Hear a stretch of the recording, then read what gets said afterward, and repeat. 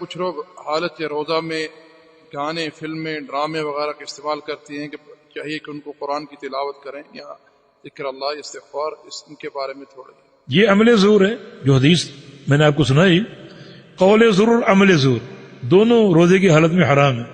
قول زور سے مراد ہر وہ بات جو شریعت کے خلاف ہو، اور عمل زور سے مراد ہر وہ کام جو شریعت کے خلاف ہو. چنانچہ گانے سننا، موسیقی سننا یا فلمیں، ڈرامے وغیرہ دیکھنا روزے کی حالت میں یہ عمل زور ہے.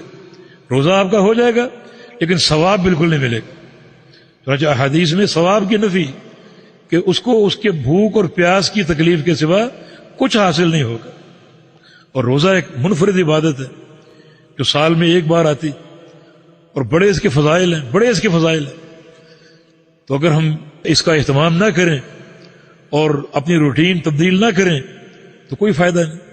اور یاد رکھو، اگر یہ مہینہ آیا اور گزر گیا اور ہم جوں کہ توں ہو، جیسے پہلے تھے ویسے رمضان گزرنے کے بعد، جیسے پہلے گناہوں کا ارتکاب کرتے تھے ویسے رمضان میں بھی ہو رہے ہیں، جیسے پہلے گناہ تھے ویسے رمضان گزرنے کے بعد بھی موجود ہیں.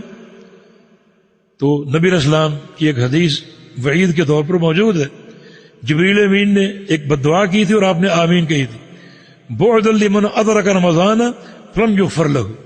اس شخص کو اللہ کی رحمت سے دھتکار دیا جائے جو رمضان کو پالے اور اپنے گناہوں کو بخشوا نہ سکے. رمضان میں گناہوں کی بخشش ضروری ہے. کہ رمضان آئے اور ہم گناہوں کو نہ بخشوا سکیں تو یہ بددعا موجود ہے جبریل امین کی اور آپ کی آمین. کتنی بھیانک یہ بددعا ہے. اللہ کی رحمت سے اگر کوئی شخص دھتکار دیا جائے تو وہ جنت میں نہیں جا سکے گا. جنت کا داخلہ اللہ کی رحمت کے بغیر ممکن نہیں ہے. تو اس مہینے کا ہمیں، ہر رمضان کے مہینے کا ہمیں اس طرح استقبال کرنا ہے کہ ایک اپنے آپ کو تبدیل کرنے کا عزم، اپنی زبان کی حفاظت، آنکھوں کی حفاظت، کانوں کی حفاظت، اور اپنے اوقات کو ہم جو مصروف رکھیں تلاوت قرآن میں، اللہ کے ذکر میں، اور خوب قرآن پاک کی تلاوت کریں. قرآن رمضان میں اترا، رمضان اور قرآن کا گہرا ساتھ ہے، گہرا تعلق ہے. اور نبی علیہ السلام کی حدیث ہے، القرآن والصیام یشفعان للعبد یوم القیامہ. روزہ اور قرآن دونوں مل کر قیامت کے دن بندے کی سفارش کریں گے.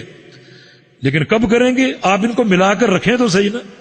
ملا کر رکھنے کا معنی یہ کہ رمضان میں آپ کثرت سے قرآن کی تلاوت کریں. جب کثرت سے تلاوت کریں گے تو آپ نے روزے اور قرآن کو جمع کر دیا. اب یہ دونوں قیامت کے دن جمع ہو کر آپ کے لیے سفارش کریں گے اور اللہ پاک قبول کرے.